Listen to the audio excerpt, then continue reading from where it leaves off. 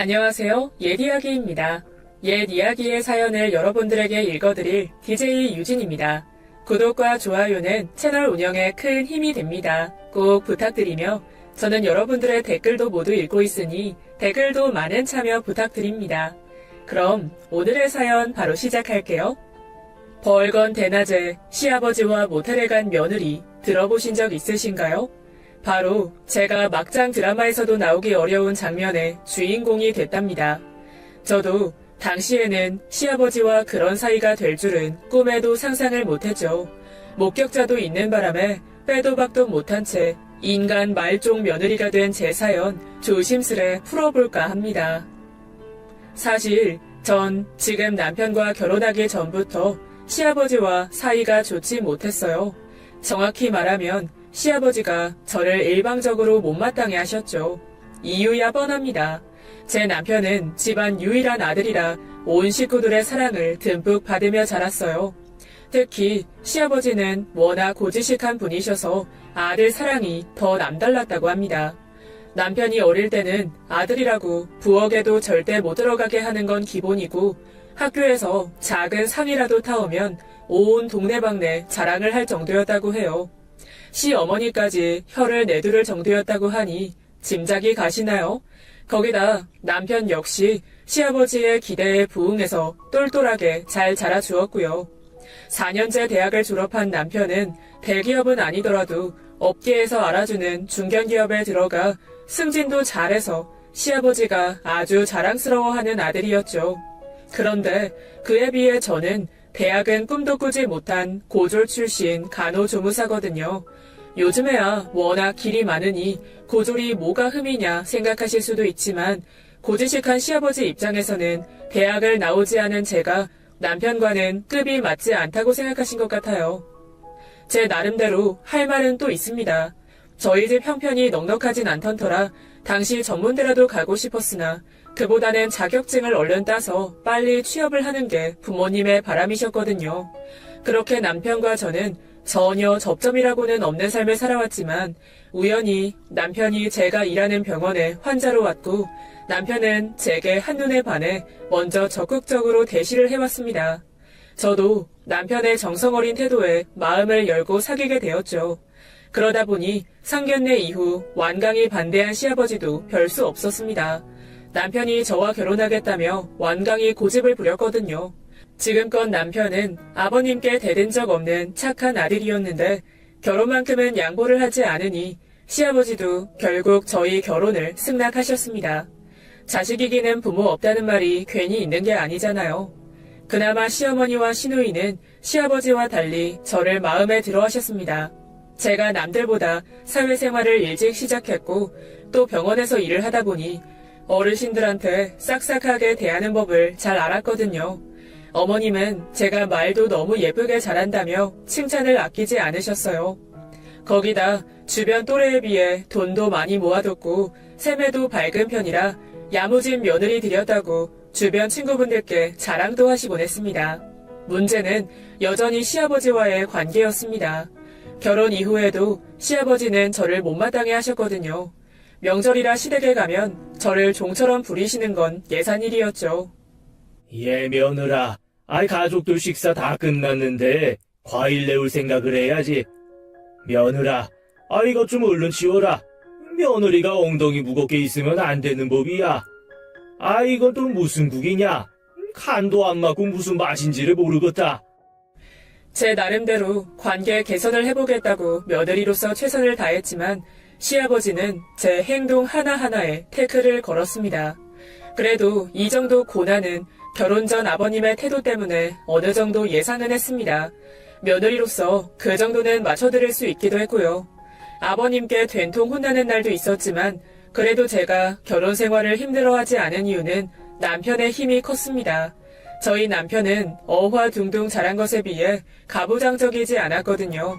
오히려 집에 오면 시댁에서 저 고생했다고 본인이 밥, 빨래, 청소 등등 다 하기도 했고요.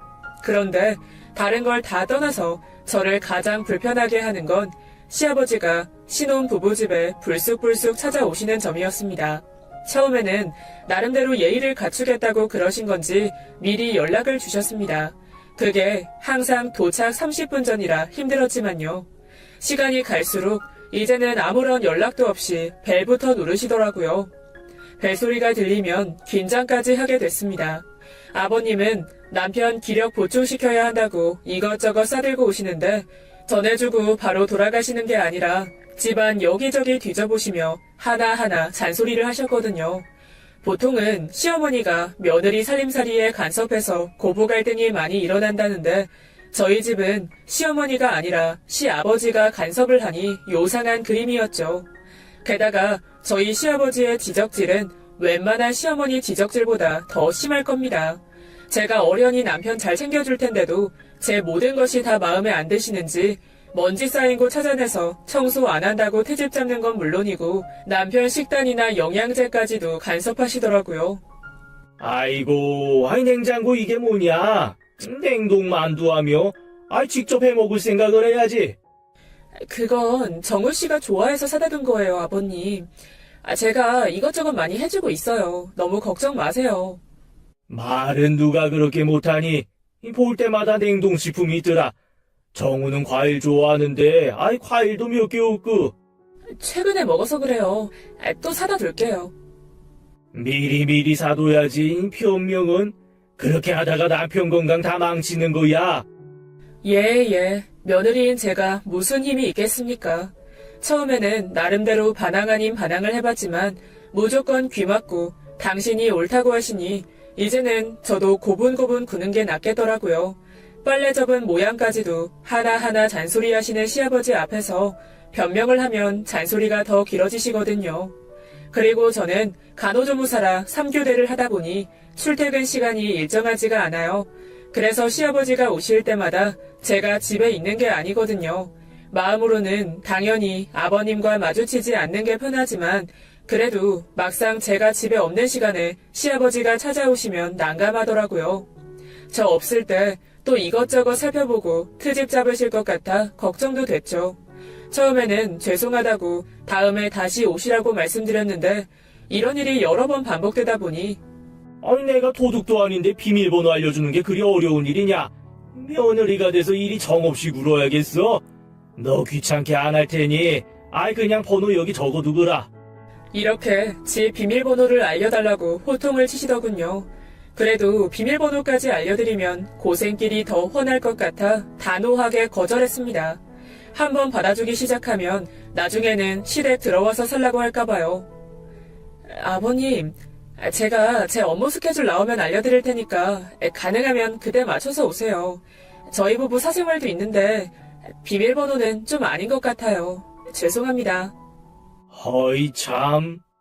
평소 고분고분하게 굴던 제가 이번에는 완강한 태도를 보이니 시아버지는 기가 차다는 듯 반응하시면서도 알겠다며 돌아가셨죠.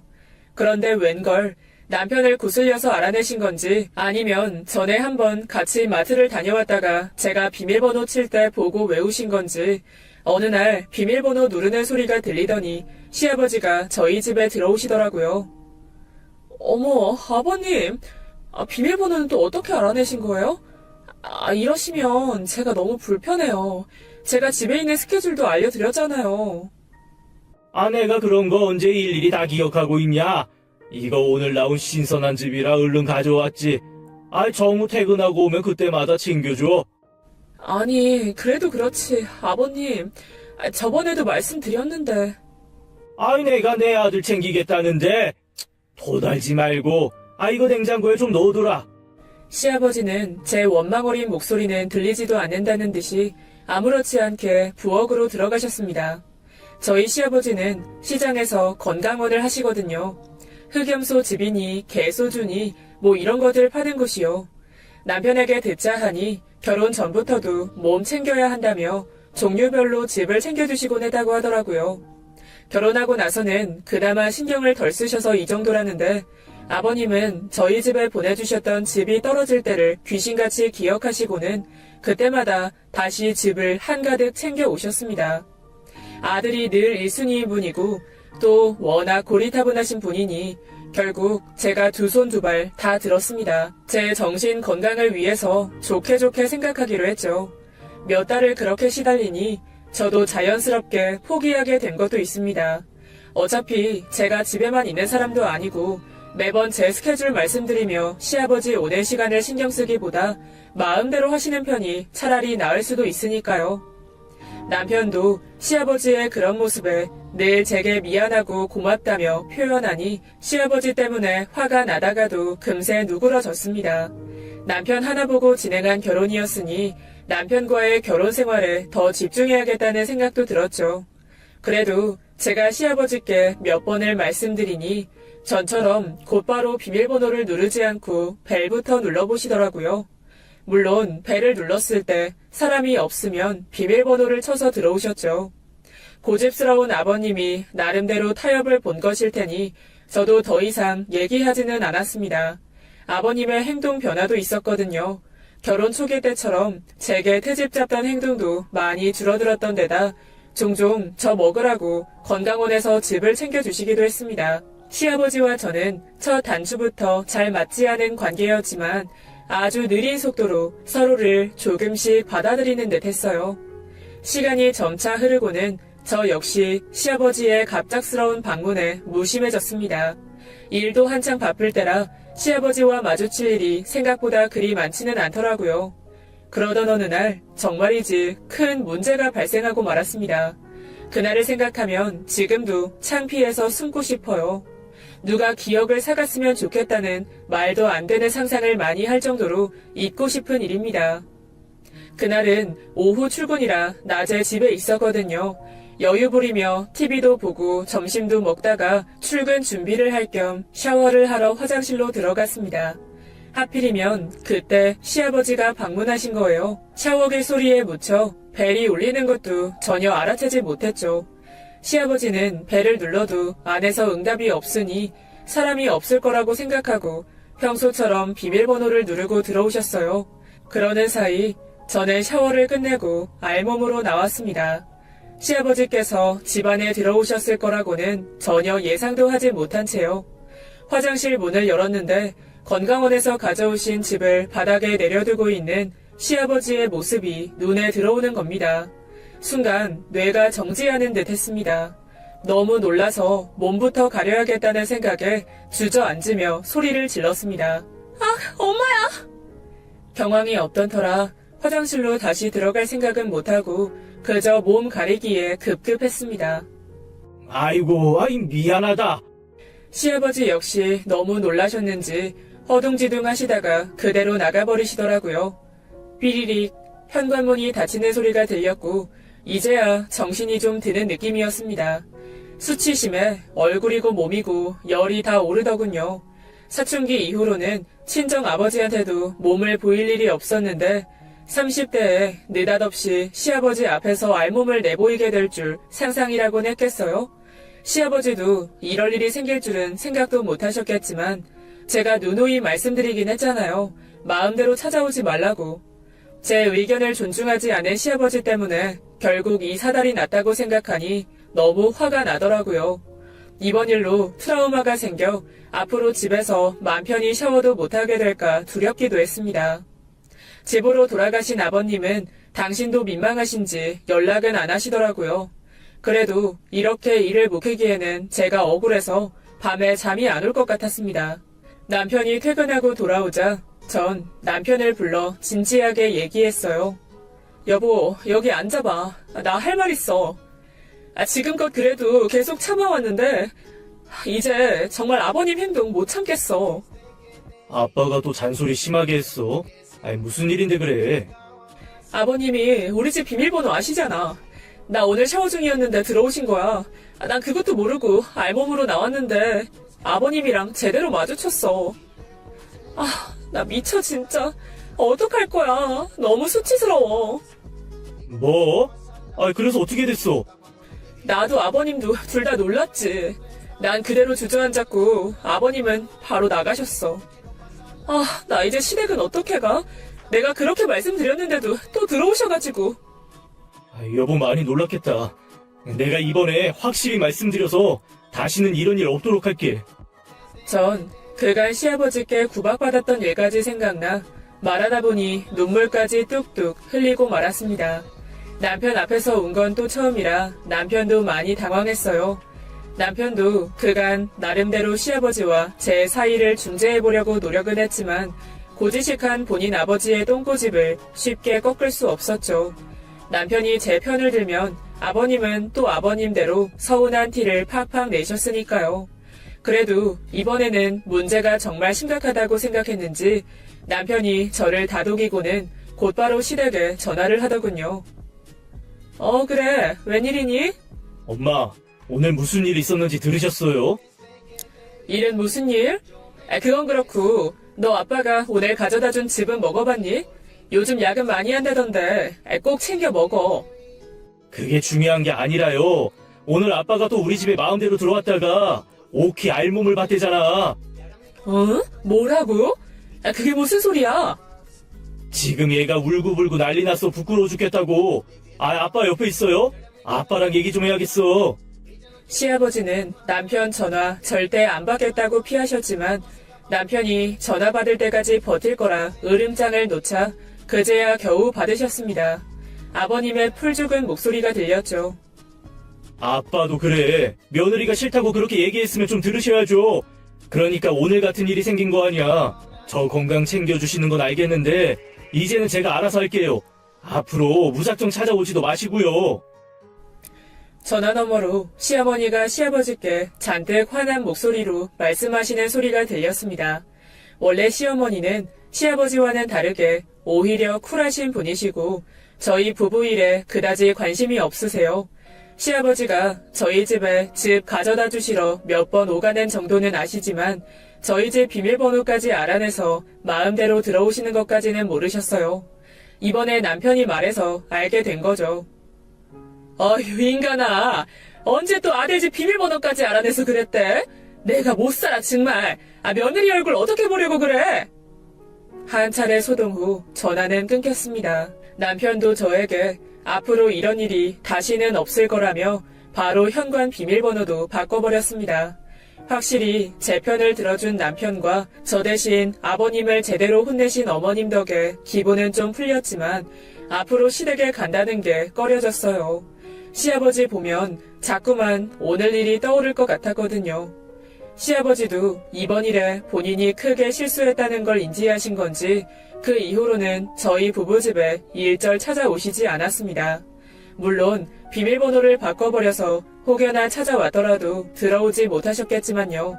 어찌됐든 저 역시 시아버지를 가능한 한 만나고 싶지 않아서 전처럼 시댁에 자주 가지도 않았어요. 남편도 제 눈치를 보느라 특별한 일이 아니고서는 시댁 가자는 말도 잘 못했죠. 가게 되더라도 시아버지가 외출하신 날 잠깐 다녀오거나 시댁에서 시아버지와 마주치면 대면대면 굴었습니다. 왔냐? 네. 시아버지도 제 눈치만 살피시고는 곧바로 안방에 들어가셨습니다. 시댁에 모이면 이야기꽃 피우느라 웃음이 끊이질 않았는데 저와 시아버지 관계가 어색해지니 자연스레 시댁 분위기도 조용해졌어요. 그렇게 반년은 흐른 것 같네요. 그래도 시간이 약인지 소위 알몸 사건은 제 기억에서 많이 잊혀졌습니다. 말도 안 통하고 고집만 피우시던 시아버지가 이제는 저만 보면 도망가기 바빴고 늘 가족들 눈치 보느라 기죽어 계시는 게 마음에 걸리기도 했어요. 시아버지도 일부러 그러신 건 아닐 텐데 언제까지 이렇게만 지낼 수는 없다는 판단에 결국 시아버지와 대화를 해보려고 건강원에 찾아가야겠다고 결심했습니다. 이때만 해도 전 이렇게 큰 소용돌이에 휩쓸릴 거라고는 생각도 하지 못했어요. 그날은 제가 비번이라 평일 낮에 시아버지가 계신 시장으로 갔죠. 버스를 타고 가는 길에 어떻게 말을 해야 할지 고민을 많이 했습니다. 제가 먼저 화해의 손을 내밀어다가 되레 만만해 보이는 건 아닐지, 혹은 반대로 아버님도 내심으로는 제가 먼저 다가와 주시기를 바라시는 건 아닌지 여러 생각이 교차했습니다. 시장에 도착했을 즈음 처음 결심한 대로 먼저 화해의 손길을 내밀자는 결론에 이르렀습니다. 제가 만약 그날 시아버지 입장이었다면 면목이 없어서 먼저 말 걸기가 어려웠을 것 같았거든요. 그날 시장은 유독 사람이 많았습니다. 그런데 저희 시아버지가 운영하시는 건강원 앞에 사람들이 유독 몰려있는 거예요. 사람들은 건강원 입구를 둘러싸고 웅성거리고 있었고 그 앞에서는 큰 소리가 나고 있었어요. 무슨 일인가 싶어 한달음에 달려갔습니다. 가까이 가보니 손님으로 보이는 중년의 아주머니와 시아버지가 다투고 있더라고요. 이것은 사기꾼 아니야. 아무 효과도 없는 약을 다 좋다고 팔아도 돼? 손님, 저번에는 아드님 효과 잘 봤다고 사가셨잖아요. 제가 다 기억하는데. 그건 그거고, 아저씨, 지금 나랑 장난해? 내가 이거 얼마를 주고 샀는데, 이렇게 효과가 없을 줄 알았으면 샀겠어? 당장 환불해! 그래도 그렇지. 이렇게 거의 다 드셔놓고 그러시면 환불 못 해드립니다. 그럼 먹어보고 환불하지, 안 먹어보고 환불하냐? 이 사기꾼 놈이? 그래도 죄송한데 그거는. 뭐? 죄송? 이게 죄송한 사람 태도야?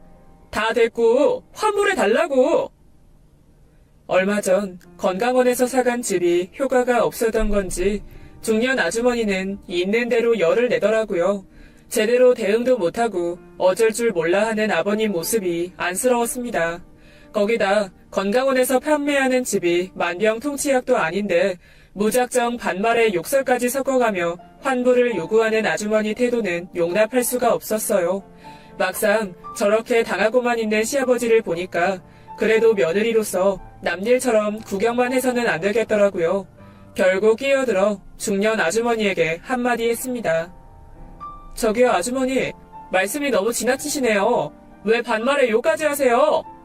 뭐? 넌 누군데? 어린 게 어때 대고 어른 싸움에 끼어들어? 저 이젠 며느리거든요? 그럼 이제 끼어들어도 되나요? 그리고요, 저희 아버님한테 그렇게 함부로 대하지 마세요. 듣자 하니 사갔다는 집도 거의 다 드셨다면서요. 그래놓고 환불하는 건 도리가 아니죠. 시아버지는 제가 갑자기 나타나자 놀란 눈빛으로 저를 보시더라고요. 몇 달을 말도 잘 섞지 않았던 며느리가 싸움판까지 끼어들어서 스스로 건강원 며느리라고 소개까지 했으니 놀라실 만도 하죠. 소리를 고래고래 지르던 그 중년의 아주머니도 제가 며느리라고 하자 잠시 당황하시더니 다시 제게 삿대질을 하며 소리치기 시작했습니다. 뭐? 그래서 며느리면 다야? 어린 것이 버르장머리도 없이 어디서 따박따박 말대꾸야? 딱 보니 콩가루 집안이네. 아버님 앞에서는 늘 얌전하고 고분고분한 며느리로 살았지만 전 오랜 시간 간호조무사로 일하며 진상들은 숱하게 만났거든요. 소리만 지를 줄 아는 중년 여자는 워낙 자주 봤습니다. 기본적으로 제가 그렇게 호락호락한 성격은 아니었기 때문에 같이 반말하며 대응했어요. 그래, 며느리면 다지. 당신 하는 짓 보니까 자식들 어떻게 컸는지 안 봐도 뻔하네. 당신 같은 엄마 밑에서 자란 애들도 불쌍하다 불쌍해. 제 말에 아주머니는 얼굴이 울그락불그락 하더니 저한테 덤벼들어 머리채를 잡았습니다. 이 아줌마가 미쳤나? 악 소리가 절로 나올 만큼 세게 잡힌 머리채에 눈물까지 찔끔했어요. 저도 화가 나서 곧바로 그 아주머니 머리채를 잡고 같이 뒹굴었죠. 이렇게 시장 한복판에서 몸싸움까지 하게 될 줄이야. 그래도 이왕 시작된 싸움, 유치하지만 어떻게든 이겨야겠다는 집념까지 생기더군요. 야 이거 사. 이거 안 놔? 너나 먼저 놔. 어디서 어리다고 무시해? 야 이거 힘은 또 왜 이렇게 무식하게 세?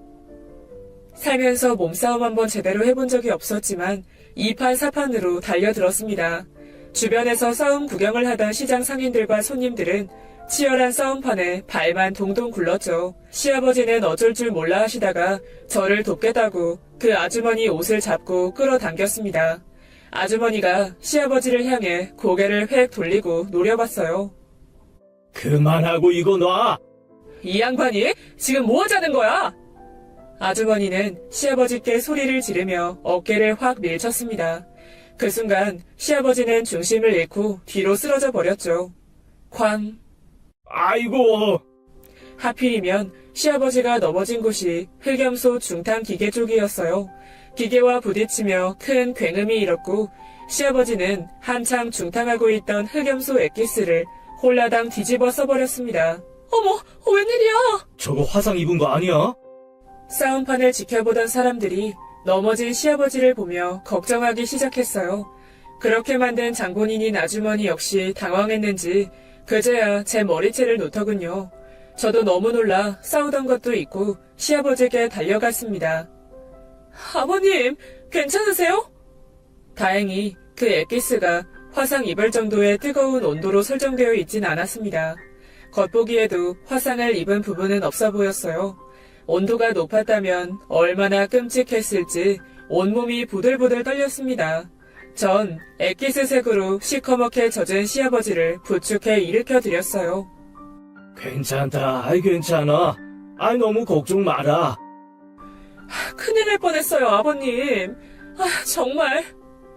그렇게 기계까지 엎고서야 겨우 싸움이 중단되었습니다. 뻔뻔하게 환불을 요구하던 그 아주머니는 언제 도망간 건지 사라지고 없더군요. 분하고 열받았지만 어쩌겠어요. 당장 시아버지 걱정에 그 여자를 쫓아갈 여력이 없었습니다. 아버님, 그래도 혹시 모르니까 여기 근처에 병원 같이 가봐요. 바지까지 다 젖었어요. 피부 안쪽에 화상이라도 입었으면 어떡해요. 나는 진짜 괜찮다. 아이, 너 괜찮냐? 괜히 나 때문에. 전 정말 아무렇지도 않아요. 아버님, 근데 이렇게 다 젖어서. 나는 괜찮으니까 너부터 얼른 집에 가서 좀 쉬어라. 나도 오늘은 얼른 정리하고 들어가야겠다. 시아버지는 오히려 저를 걱정하시며 말씀하셨죠. 아무리 그래도 시아버지를 저렇게 두고 혼자 집에 올 수 있겠어요? 가방에 챙겨왔던 휴지를 꺼내 얼굴이나 팔을 조금이나마 닦아드리고 있었습니다. 그렇게 상황이 좀 진정되자 이제야 저와 시아버지의 몰골이 눈에 들어오더라고요. 옆가게에 붙어있는 거울을 보자 웬 거짓골을 하고 있는 여자가 있는 겁니다. 머리채는 또 어찌나 꼼꼼히 잡혔던지 폭탄 맞은 머리마냥 헝클어져 있었고 입고 간 가디건도 올이 풀린 채 늘어져 있었습니다. 새로 산 가디건인데 엉망이 된 모양을 보니 또 열이 확 받더라고요. 아까 머리채를 제가 먼저 잡을 걸 그랬나 봐요. 그런데 거기서 끝이 아니었습니다. 거울을 보며 대충 머리라도 정돈하고 있는데 코에서 뜨거운 것이 주르륵 흐르는 게 아니겠습니까? 설상가상 코피까지 터진 겁니다. 심지어 쌍코피였어요. 이제 제대로 광년이가 된 거죠. 어처구니가 없어 허탈한 웃음이 나오는데 옆에 서 있는 시아버지를 보니 마치 저희는 한 쌍의 노숙자 부녀 같아 보였습니다. 엉망인 모습이니 얼굴까지 닮은 것 같았어요. 아버님, 웃으면 안 되는데 저희 꼴 좀 봐요. 아이고, 이게 다 무슨 일이다냐? 시아버지도 제 옆에 와서 거울을 보시더니 입술을 꽉 깨무시는 겁니다. 아버님도 물에 빠진 생쥐처럼 쫄딱 젖었고 흑염소 엑기스의 색깔 때문에 옷까지 똥색으로 얼룩덜룩 물들어 있어서 볼만했거든요. 누가 보면 똥통에 빠진 줄 알겠다, 야. 그렇게 한번 웃음이 터지고 나니 멈추기가 힘들었습니다. 공교롭게도 시아버지가 손님과 싸움이 붙은 날에 건강원을 찾아다가 싸움에 얽혀버린 이 상황도 결과적으로 싸움에서 이겼지만 몰골은 누가 봐도 일방적으로 얻어터진 꼴인 게 너무 어이가 없기도 하고 시트콤 같았어요. 저희는 그렇게 한참을 거울을 보고 웃었습니다. 그러다 순간 동시에 웃음을 멈췄고 잠시 정적이 흘렀습니다. 사실 저희가 그렇게 같이 웃을 사이는 아니었잖아요. 시아버지도 그렇게 느끼셨는지 짐짓 진지한 표정으로 돌아와서는 말씀하셨습니다. 며느라가 저번에 마음대로 집 찾아가서 미안했다. 내가 주책 맞은 탓이지. 그때 많이 놀랐을 텐데 오늘 먼저 도와줘서 고맙구나. 아버님, 이제 괜찮아요. 시간도 많이 지났고요. 저한테 그동안 충분히 미안하셨으니까 이제 그 일은 다 털어버려요. 고맙다. 정말 고마워. 아버님의 진심 어린 말에 코끝이 찡해졌습니다. 몰골은 엉망이 되었지만 이렇게 극적으로 화해했으니 오늘 시아버지를 잘 찾아뵈다는 생각이 들었어요. 아버님, 우리 화해도 했고 꼴도 너무 웃기니까 기념으로 사진이라도 찍을까요? 에이, 사진은 무슨 사진? 부끄러워 죽겠는데. 그래도요. 어차피 아까 시장 사람들 저희 다 봤잖아요. 나중에 보면 다 추억이 된다니까요. 한 번만 찍어요, 같이. 저희 사진도 찍어본 적 없잖아요. 그건 그렇구나. 대신 너희 시엄마한테는 비밀이다. 시엄마가 알면 또 얼마나 걱정을 하는데, 집사람이 은근히 다혈질이라 이걸로 경찰 신고까지 할까봐 무섭다. 당연하죠, 아버님. 저도 어머님께 아무 말씀 안 드릴게요. 정우 씨한테도요. 이번 일은 저희 둘만 몰래 알고 있자고요. 저와 시아버지는 결국 거울 앞에서 나란히 V까지 한 채 사진을 찍었습니다. 이 사진은 가족들 그 누구에게도 보여주지 않겠다고 약속드렸죠. 사진을 찍고 이번 일을 비밀로 간직하기로 하니 시아버지께 일종의 전우애까지 느껴졌어요. 이대로 집에 들어가면 시아버지 말씀대로 시어머니 잔소리를 면치 못할 것 같아 어떻게든 몰골은 처리해야 했죠. 저 역시 이 꼴로 집까지 버스를 타고 돌아갈 수 없었고요. 이걸 어디서부터 어떻게 해야 하나 막막하던 중에 시아버지 지인분이신 모텔 사장님이 도와주셨습니다. 아이고, 이게 무슨 일이래? 꼴들이 말이 아니구만. 자네는 이대로 들어가면 집사람한테 혼날 테니 우리 모텔에 잠깐 들러서 정리라도 하고 가. 사장님은 일용직 근로자들이 머무를 수 있는 작은 모텔을 운영하시던 분이었는데요. 저와 시아버지를 위해서 기꺼이 방 한 칸을 내주셨습니다. 정말 다행이었죠. 사장님께 여러 번 감사 인사를 드리고는 모텔로 갔습니다. 나는 여기 밖에서 기다리고 있을 테니 네 얼른 먼저 정리하고 나와라. 그럼 제가 얼른 먼저 씻고 아버님 옷 한 벌 사러 다녀올게요. 그렇게 저는 모텔에 들어가 헝클어진 머리도 다시 감고 코피까지 나는 바람에 피떡이 된 얼굴도 열심히 씻었죠. 다시 생각해도 웃음만 나오는 얼굴이었습니다. 아마 그 꼴로 남편과 길에서 만났다면 저를 못 알아봤을지도 몰라요. 제가 모텔에서 나오자 이번에는 시아버님이 흑염소 엑기스를 씻어내러 들어가셨어요. 전 시장 여기저기를 돌아다니며 아버님이 갈아입을 옷을 골랐습니다. 결혼 초에 아버님께 잘 보이겠다고 남편이랑 같이 옷까지 몇 벌 사드렸었는데 알몸 사건 이후로는 아버님께 제대로 된 선물 하나 못 챙겨드렸거든요. 이번 기회에 괜찮은 옷 하나 사드려야겠더라고요. 시아버지와 화해하고 나니 그간 무례하게 굴었던 저도 너무했다는 생각도 들었죠. 아버님께 잘 어울리는 푸른빛 셔츠와 편하게 입으실 수 있는 검정 바지 하나를 사서 모텔로 들고 갔습니다. 뭐 이렇게 돈을 썼어? 그냥 티셔츠 하나만 사오면 되는데. 그래도 이왕 사는 거 괜찮은 옷으로 사드리고 싶었어요. 그간 선물도 많이 못 챙겨드렸잖아요. 색도 참 예쁜 걸 골랐네. 나랑 딱 잘 어울려. 내가 며느리 하나 잘 뒀네. 제가 시아버지의 칭찬을 들을 날이 올 줄은 몰랐습니다. 어색하지만 따뜻하게 말씀하시는 시아버지 덕에 저도 으쓱해졌죠. 드디어 이 집안의 며느리로 인정받은 기분이랄까요? 여러 관문과 갈등이 있었지만 드디어 오늘에서야 시아버지 입에서 며느리 잘 뒀다는 말을 듣게 된 겁니다. 다시 말끔해진 저희는 기분 좋게 모텔을 나왔어요.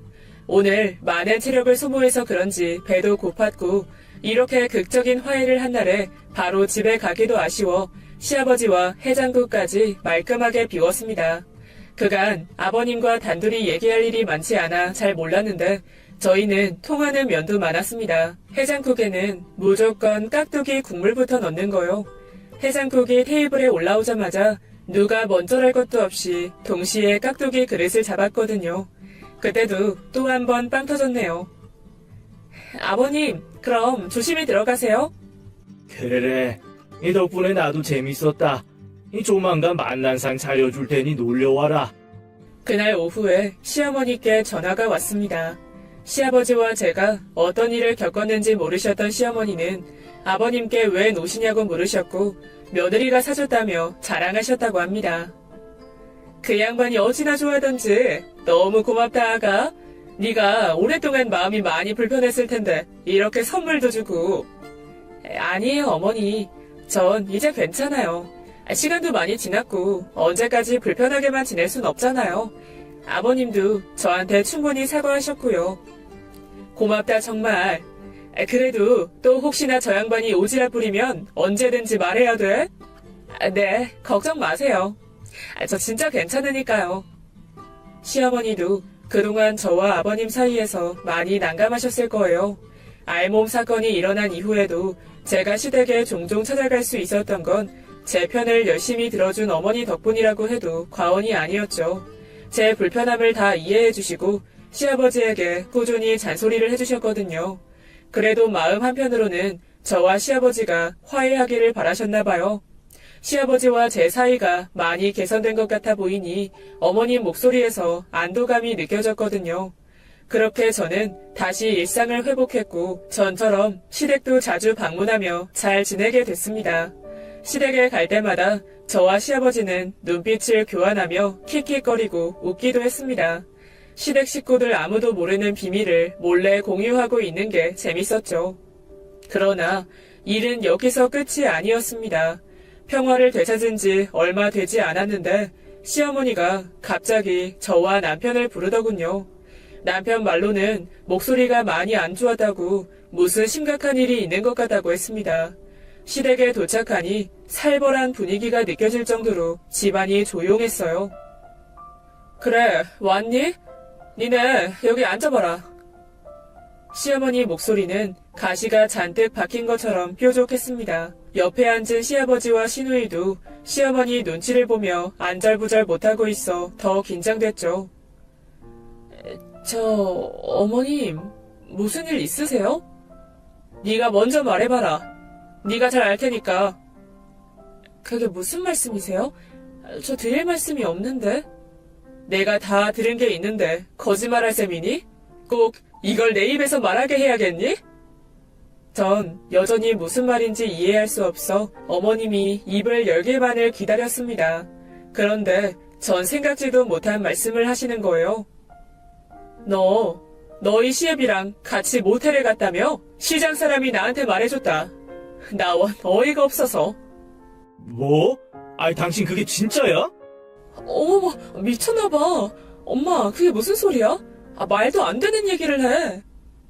하필 그날 시어머니 지인분도 시장에 오셨다가 저와 시아버지를 목격하고 시어머니께 말씀드린 겁니다. 시어머니 입장에서는 며느리와 시아버지가 나란히 모텔에 들어갔다고 하니 얼마나 기가 막혔겠어요. 이제야 어머님의 살벌한 분위기가 이해되기 시작했습니다. 너희 시애비는 자꾸 아니라고 잡아떼기만 하고 너 표정 보니까 뭔가 찔리는 게 있지? 진짜 너랑 시애비가 그렇고 그런 사이인 거니? 네? 어머님, 그게 아니고요. 야단 났습니다. 시어머니는 단단히 오해를 하고 계셨어요. 남편과 시누이도 이 엄청난 얘기에 뭐라 말도 못하고 입만 떡 벌리고 있었고요. 제가 어떻게 말씀을 드려야 할지 너무 당황스럽더라고요. 일이 이렇게까지 꼬일 줄은 상상도 못했으니까요. 저도 갑작스러운 어머님의 추궁에 제대로 대답을 못하고 우물쭈물했습니다. 그러자 결국 옆에서 시아버지가 입을 열었습니다. 그게 사실은 그날 내가 시장에서 손님이랑 한바탕 했거든. 근데 마침 며느리가 나 도와주겠다고 싸움판에 끼게 된 거야. 그러다가 멸이체도 잡히고. 그렇게 저와 시아버지만 공유하던 비밀을 결국 시댁 식구들에게 공개했습니다. 시아버지는 제가 시비 걸던 손님에게 지지 않고 끝까지 맞섰다며 치켜세웠고 본인은 말리다가 밀쳐져서 흑염소 엑기스를 다 뒤집어 써서 어쩔 수 없이 모텔 사장의 도움을 받았다는 얘기를 하나도 빠짐없이 했죠. 그게 진짜야? 네, 어머니. 저도 그날 코피까지 나고 몰골이 난리도 아니었거든요.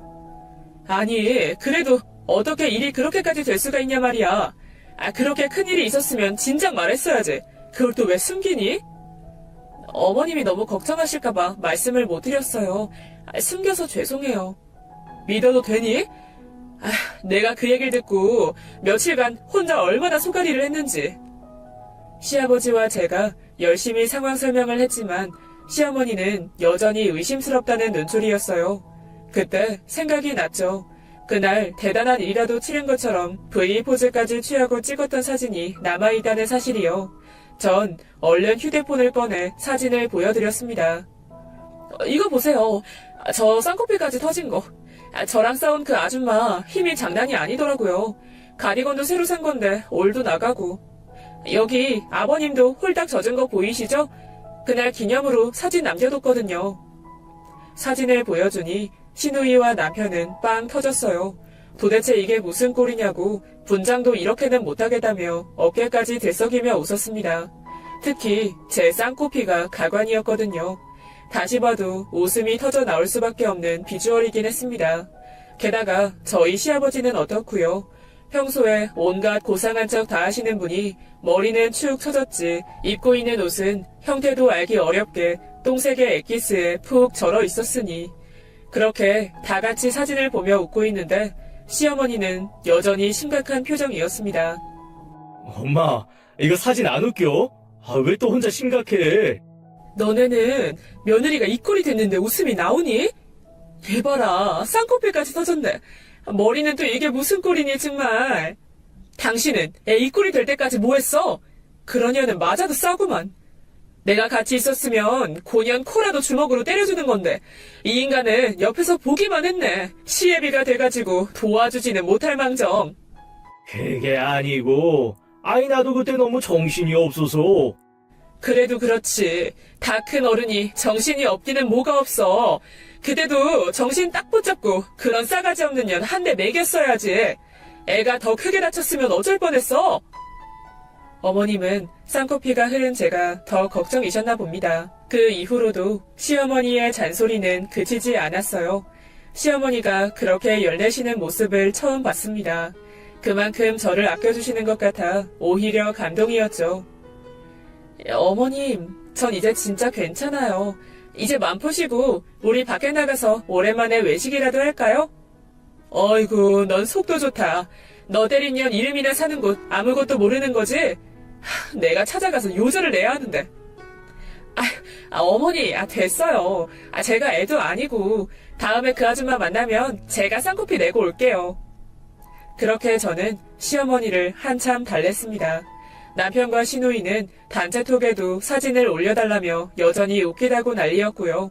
어찌되었든 오해는 잘 풀려서 어머님도 픽 웃어버리셨습니다. 결론적으로 웃음꽃을 피우며 저녁 식사도 맛있게 하고 집으로 돌아갔네요. 그날 이후 시아버지와 저는 아빠와 딸 못지않은 돈독한 사이가 되었습니다. 이제는 남편보다도 저를 먼저 챙기려고 하세요. 거기다 최근에는 제가 임신을 했어요. 계획보다 아이가 늦게 생겨 조급했었는데 어느 순간 축복이 저희 부부에게 찾아왔네요. 또 즙해왔네. 이거 가져가도 돼요? 야야, 그거 우리 아가 거다. 너는 손도 대지 마라. 시댁 놀러가는 날이면 시아버지께서 제게 임산부 몸에 좋다는 약을 하나를 안겨주시는 건 물론이고 집 앞까지 배달도 해주십니다. 잠깐 들어오셔서 차 한 잔이라도 드시고 가면 좋을 텐데 이제는 시아버지가 먼저 손사래를 치세요. 임신한 며느리 피곤하게 할 만큼 눈치 없는 어른은 아니라면서요. 문 앞에 두고는 휴대폰도 사용 못하시는 분이 제때 잘 챙겨 먹으라며 문자를 남겨주시더라고요. 시아버지가 보낸 문자를 보면 어느 순간 한 가족이 된 게 신기하기도 하고 사람 일은 알 수 없다는 생각이 많이 듭니다. 전우회로 다져진 시아버지와 저 앞으로도 잘 지낼 수 있겠죠? 사연 들어주셔서 감사합니다.